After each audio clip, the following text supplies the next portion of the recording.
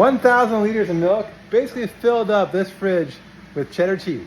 Milk was pumped over to his trailer, and in the trailer they added the bacteria cultures needed for making cheddar, and that over the span of a half an hour acidified that milk. And then after that was completed, they added rennin, which is the enzyme responsible for curdling milk and is commonly found in the stomachs of cows. A little bit premature yet.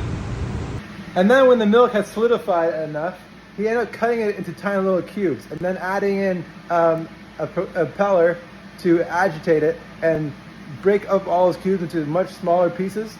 And then from there, he ended up straining out all of the whey. So draining all that whey, which would then later will be added to our fields as fertilizer.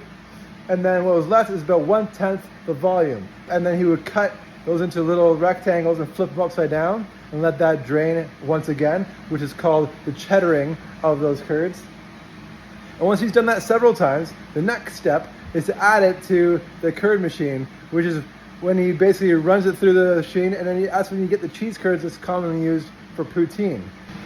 And then you add your salt and whatever spices you might want, and then the last step is you add it to the trays and you compress it.